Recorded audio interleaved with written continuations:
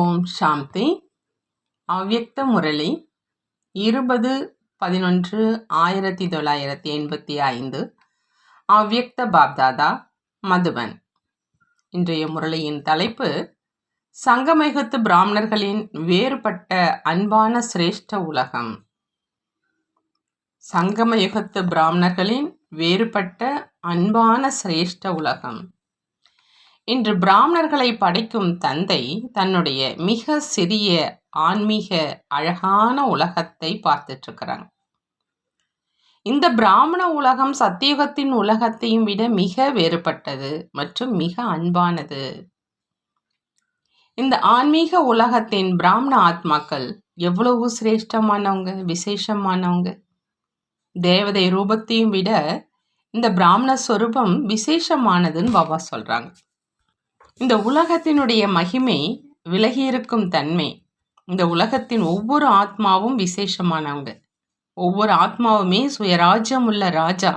ஒவ்வொரு ஆத்மாவும் நினைவினுடைய திலகமிட்டவங்க, அழியாத திலகமிட்டவங்க, சுயராஜ்ய திலகமிட்டவங்க, பரமாத்மானுடைய இதய சிம்மாசனத்துல அமர்ந்திருக்கிறவங்க. அந்த மாதிரி அனைத்து ஆத்மாக்களும் இந்த அழகான உலகத்தினுடைய கிரீடம், ஆசனம் மற்றும் திலகம் இட்டிருக்கிறவங்கன்னு பாபா சொல்றாங்க. இந்த மாதிரியான உலகத்தை முழு கல்பத்திலும் எப்பொழுதாவது கேள்விப்பட்டிருக்கீங்களா, பார்த்திருக்கீங்களா அப்படின்னு பாபா கேட்குறாங்க. இந்த உலகத்தினுடைய ஒவ்வொரு பிராமண ஆத்மாக்கும் ஒரே தந்தை, ஒரே குடும்பம், ஒரே மொழி, ஒரே ஞானம், வாழ்க்கையினுடைய ஒரே சிரேஷ்ட லட்சியம், ஒரே உள் உணர்வு, ஒரே திருஷ்டி, ஒரே தர்மம் மற்றும் ஒரே ஈஸ்வரிய காரியம். அந்த மாதிரியான உலகம் எந்த அளவு சிறியதோ அந்த அளவு பிரியமானது.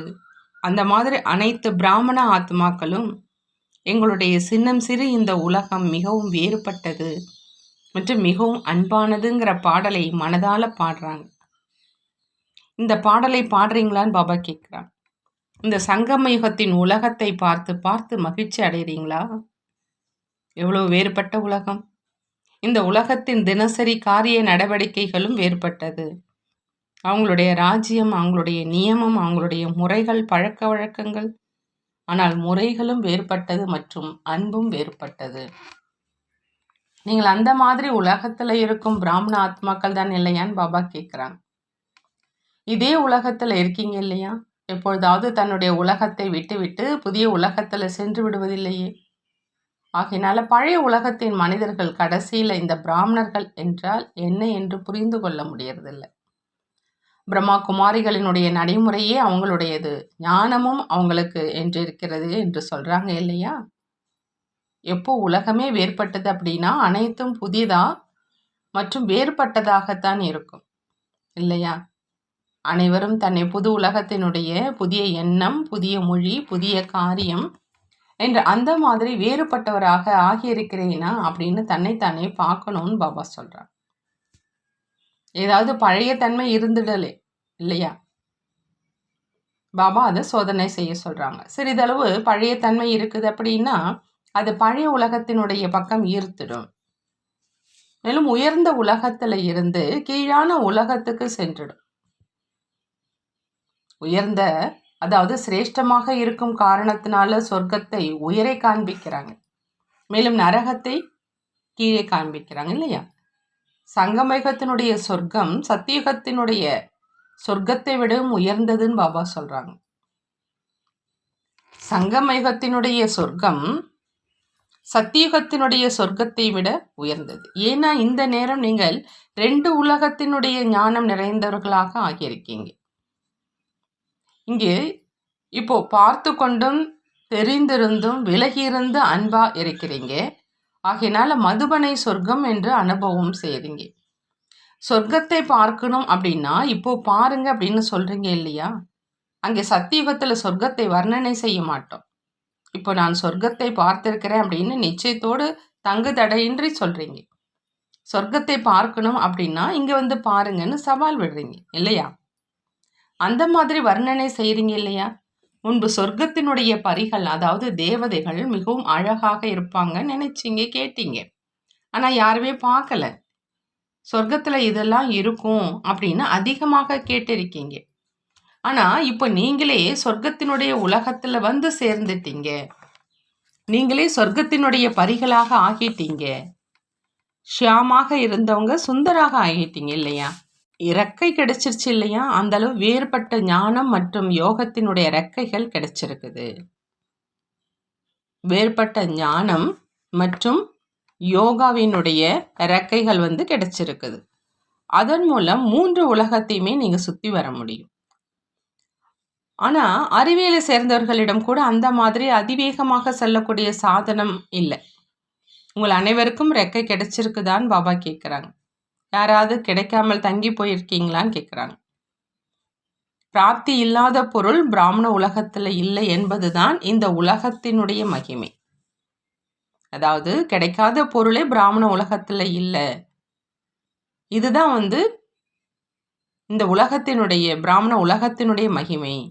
ஆகினால தந்தை கிடைச்சாங்க அப்படின்னா எல்லாமே கிடைச்சிருச்சுங்கிற மகிமை இருக்குது.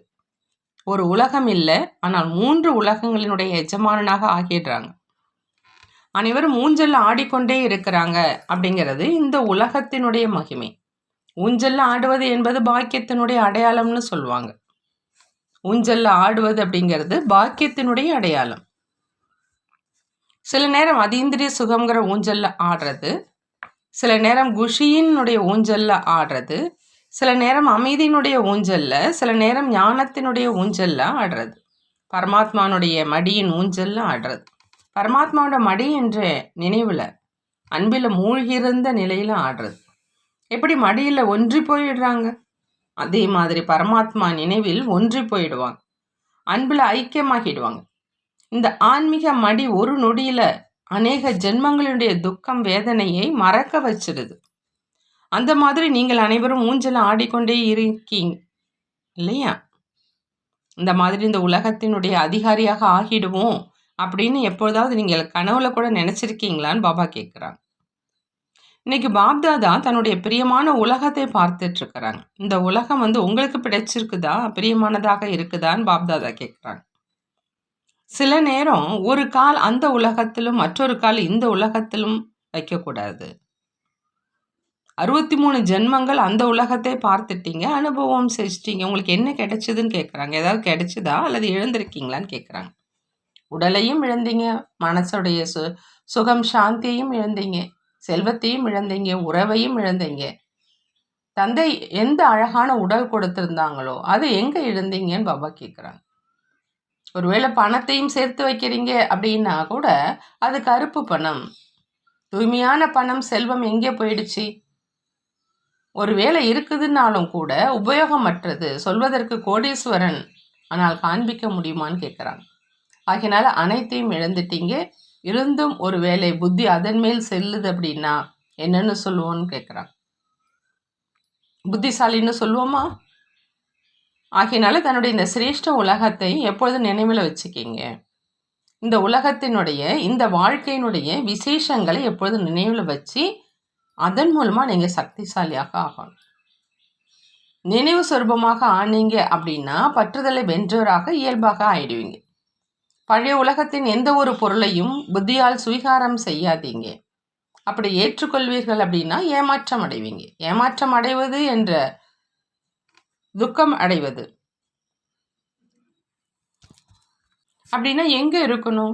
சிரேஷ்ட உலகத்துல அல்லது பழைய உலகத்திலையான்னு பாபா கேட்குறாங்க. இந்த உலகம் என்ன மற்றும் அந்த உலகம் என்ன அப்படிங்கிறத எப்பொழுதும் மனசுல தெளிவாக வெளிப்படுற ரூபத்துல நீங்க வச்சுக்கீங்கன்னு பாபா சொல்றாங்க. நல்லது.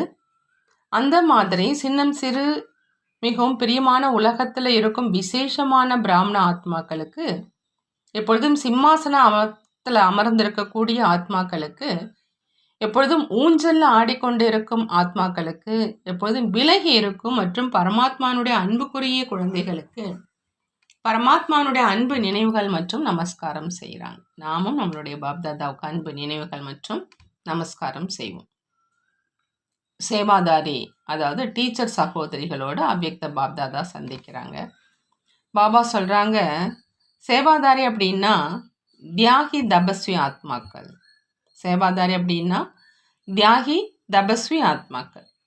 சேவையினுடைய பலன் அப்படிங்கிறது எப்பொழுதும் கிடைக்க தான் செய்யும். ஆனால் தியாகம் மற்றும் தபஸ்யா மூலம் எப்பொழுதும் முன்னேறி சென்றுக்கிட்டே இருப்பீங்க. எப்பொழுதும் தன்னை விசேஷ ஆத்மாக்கள்னு புரிஞ்சுக்கிட்டு விசேஷ சேவை செய்வதை நிரூபிச்சு காமிக்கணும். இந்த லட்சியத்தை வச்சுக்கிங்க. லட்சியம் எவ்வளோ உறுதியாக இருக்குதோ அந்த அளவு கட்டிடம் நன்றாக உருவாகும்.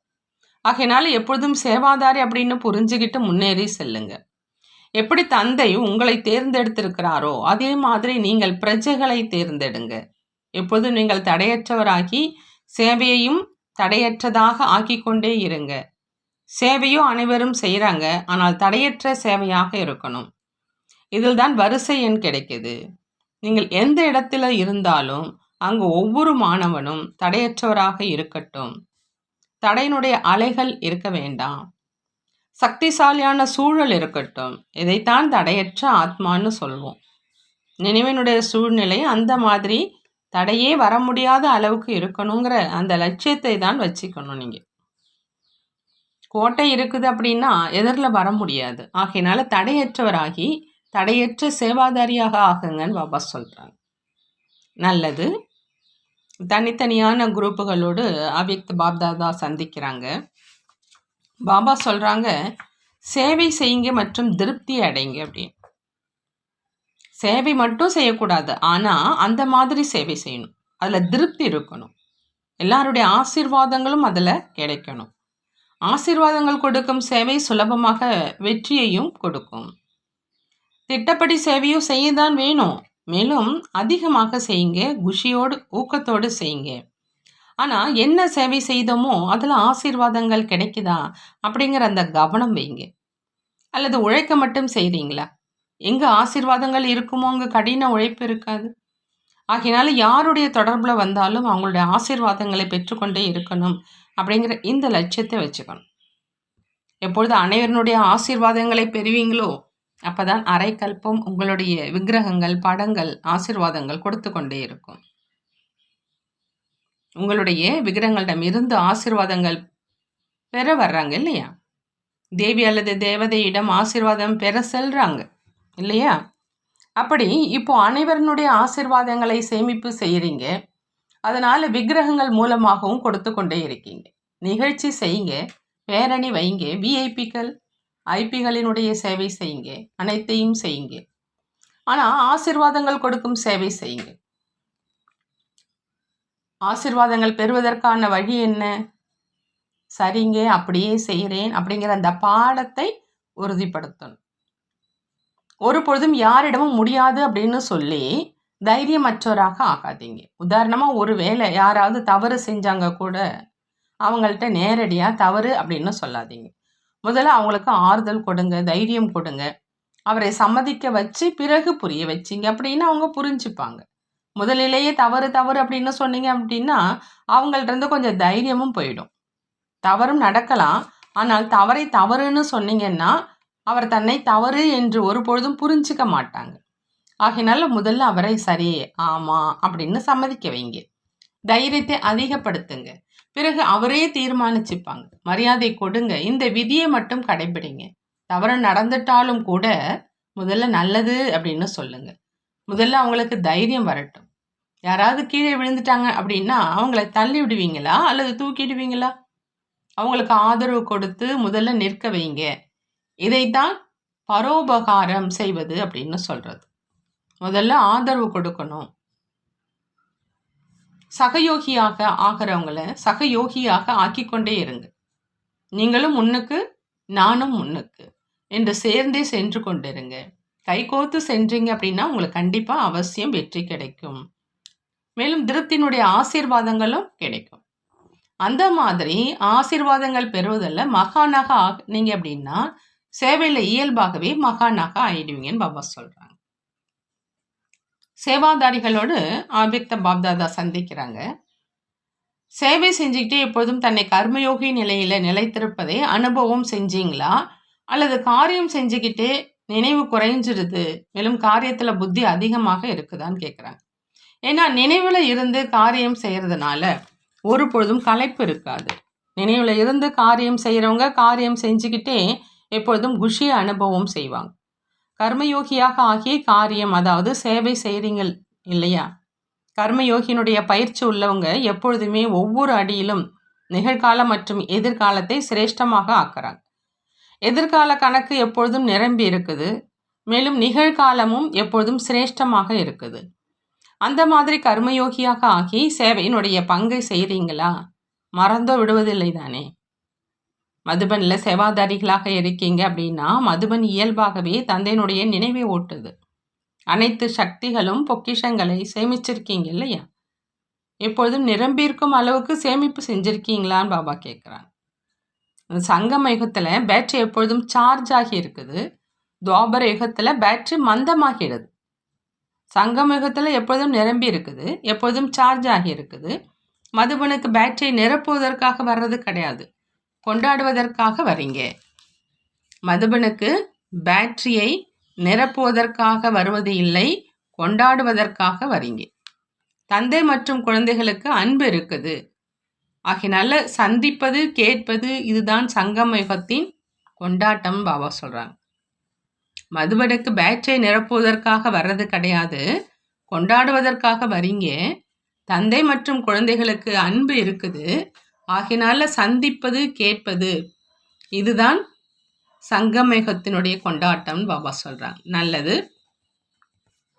இளைஞர் பேரணியின் வெற்றிக்காக பாப்தாதாவினுடைய வரதானங்கள் நிறைந்த மகா வாக்கியங்கள். இளைஞர் அணியை நன்றாக உருவாக்குங்க. நீங்கள் என்ன செஞ்சாலும் அதில் திருப்தி இருக்கட்டும், வெற்றி இருக்கட்டும். மற்றபடி சேவை செய்வதற்காகத்தான் இந்த வாழ்க்கையே இருக்குது.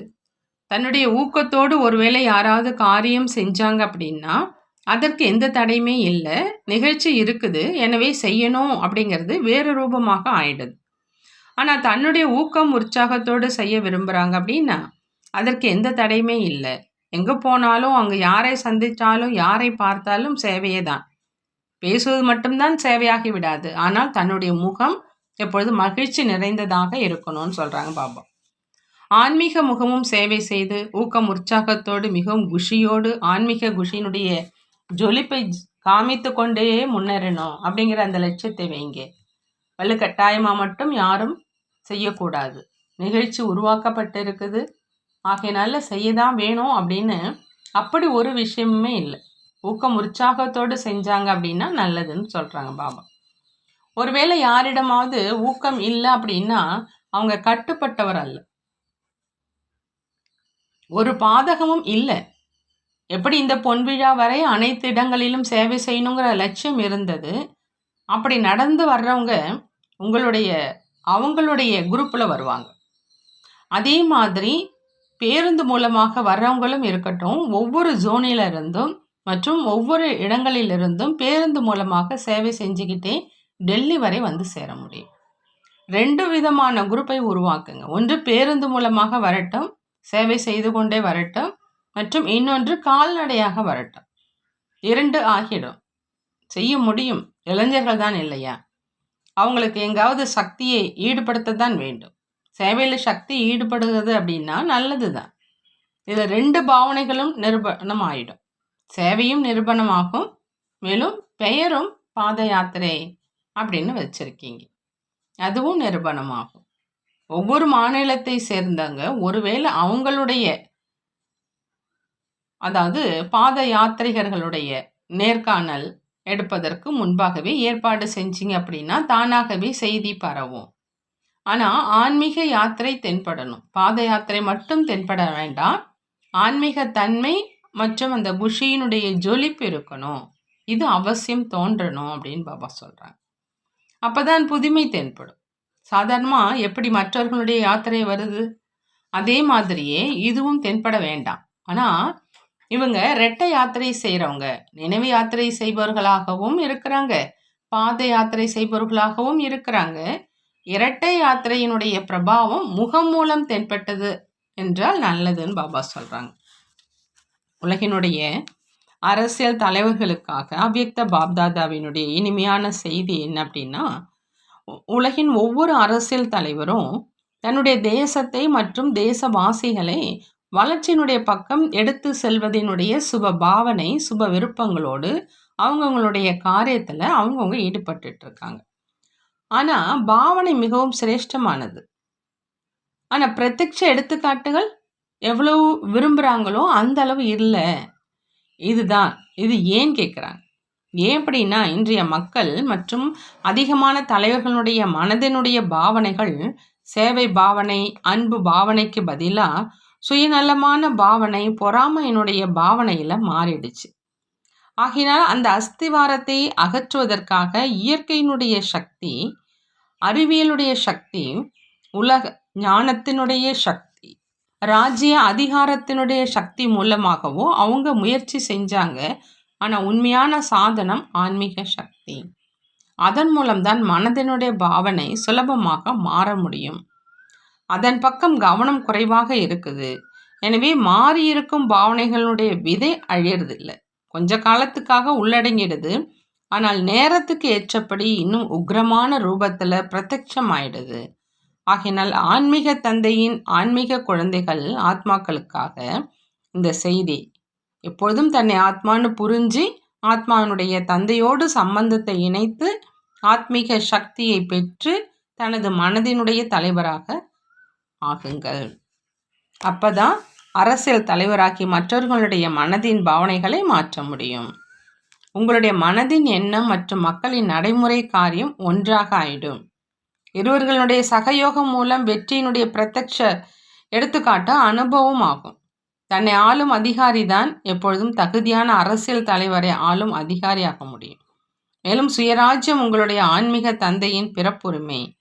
இந்த பிறப்புரிமையினுடைய சக்தி மூலம் எப்பொழுதும் சரியாக செய்யும் சக்தியையும் அனுபவம் செய்வீங்க. மேலும் வெற்றி அடைவீங்க அப்படின்னு பாபா சொல்கிறாங்க. பாபா வரதானம் கொடுக்குறாங்க. குழுவில் இருந்துக்கிட்டே லட்சியம் மற்றும் லட்சணத்தை சமமாக ஆக்கக்கூடிய எப்பொழுதும் சக்திசாலி ஆத்மா ஆகுங்க. எப்பொழுதும் சக்திசாலி ஆத்மாவாக ஆக்கணும் அப்படின்னா அதுக்கு பாபா சொல்கிறாங்க, குழுவில் இருந்துக்கிட்டே லட்சிய மற்றும் லட்சணத்தை சமமாக ஆக்கணும். குழுவில் ஒவ்வொருவரையும் பார்த்து ஊக்கம் உற்சாகமும் வருது என்றால் அலட்சியமும் வருது. இவரும் செய்கிறார் நானும் செஞ்சேன் அப்படின்னா என்ன ஆயிடுச்சு அப்படின்னு நினைக்கிறாங்க. ஆகையினால குழுவில் சிரேஷ்டமாக ஆவதற்காக சகயோகத்தை எடுத்துக்குங்க.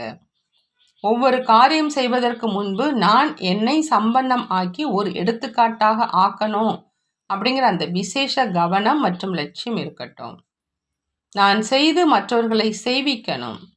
பிறகு அடிக்கடி இந்த லட்சியத்தை வெளிக்கொணருங்க.